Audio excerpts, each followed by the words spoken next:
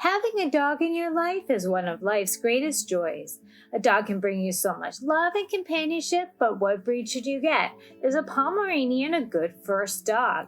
Pomeranians are a good dog for first-time owners if your lifestyle matches the breed's characteristics and needs. Pomeranians require a lot of time and attention with routine grooming and exercise. In this video, I share what it's like to own a Pomeranian and what questions you should ask yourself when considering if a Pomeranian is right for you. A Pomeranian could be a good dog for a first-time owner. The best dog for a first-time dog owner needs to match their energy levels, time available, and family dynamic. Pomeranians are not overly energetic. Your Pomeranian will enjoy playing, running around the backyard, joining with you on errands, and cuddling up on your lap. If you're looking for a dog that will go hiking with you or spend hours chasing balls at the park, a Pomeranian may not be the right fit for you. Pomeranians do not like being left alone. Will there be somebody at home the majority of the time? Pomeranians are not the type of dog that you can just leave home alone all day while you go to work. Do you have young children and other pets? A Pomeranian may not be the best fit in a home with young children. Due to the petite stature of a Pomeranian, they can often be injured by an excited child. Another consideration would be if there are any other pets in the home. How likely is it that the other pet will adjust to a new dog? I'll add a link to my video that I created about Pomeranians being good or not good with children. So do Pomeranians require a lot of time? Pomeranians are known for being prone to separation anxiety. They are wonderful companions that truly want to be by your side at all times. I would not recommend getting a Pomeranian if it will be left home alone for hours. So what should you do if you work away from home every day? If you are away from home every day for an extended period of time, I would suggest bringing your dog to a doggy daycare or having a family member or a really good friend spend some time with your dog. Besides the fact that Pomeranians do not like being left alone, they also want a lot of attention. If you do not have a lot of time to give your dog, a Pomeranian may not be the best fit. So Pomeranians are hard to care for. Pomeranians are not any harder to care for compared to other dogs. All dogs need food, shelter, love, attention, exercise, grooming, and health care. Pomeranians really enjoy being part of the family. They'll love traveling with you on your daily adventures if possible. Being the fluff balls that they are, they do require some regular brushing. It isn't necessary to bring them to a groomer that often, but you should be able to provide grooming care at home if you wish. Pomeranians don't need a sprawling yard in order to get some exercise. A tiny yard or a walk to a local dog park will be perfect. But be aware there are some health conditions that Pomeranians are prone to, like collapsed tracheas, never use a dog collar, always use a harness with a Pomeranian, luxating patellas, and eye conditions. What can I expect from a Pomeranian? You can expect the addition of a new best friend if you welcome a Pomeranian into your family.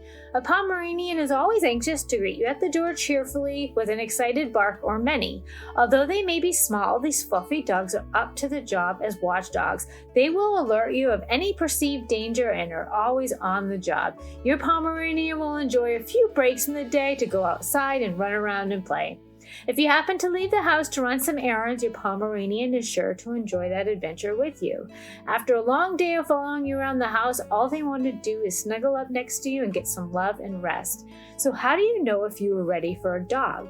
You need to be ready and understand everything that goes into being a responsible pet owner.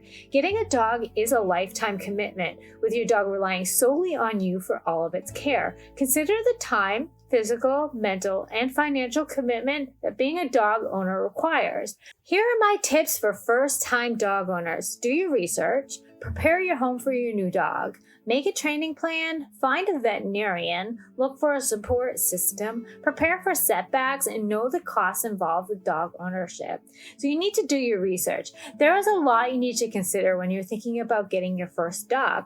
Make sure that you select a dog that is the right fit for you and your lifestyle. Be aware of your budget and the costs involved in having a dog. Prepare your home for your new dog. Before you bring home your new furry friend, make sure you puppy or dog proof your home. Look for any dangers that your dog could get into and be aware of all the things your dog could chew, including electrical cords. Besides puppy proofing, make sure you have purchased all the things your dog may want or need: food, bowls, toys, and a bed. I'll also link a video of all the puppy supplies you must have when you have a Pomeranian. Make a training plan. Determine how you're going to train your new dog. Are you going to be getting professional training, or are you going to do it all on your own? Either way, make sure you figured out how you want to work with your dog. Training is an ongoing task that requires practice, patience, and consistency. It'll take time and there will be some bumps along the way. So find a veterinarian. Before you bring your new dog home, it's a good idea to find a vet nearby for all of your dog's future care. Look for your helpers. When you're considering getting a dog, it's good to think about who you know that may be a good support system for you and your dog. There may be times when you have to work late or go out of town. Who would be able to help care for your dog during these times? It may be a family member, friend, or even your nearby doggy daycare. Whoever it may be, make sure you have a plan in place for these needs ahead of time. So be prepared for setbacks.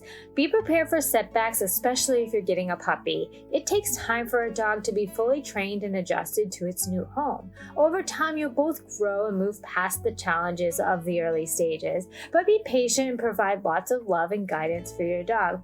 You need to know the costs involved in dog ownership. Dog ownership can get expensive beyond the initial price of purchasing your new dog. The lifelong expenses of food and care need to be considered when getting a dog. So what should you look for in a first dog?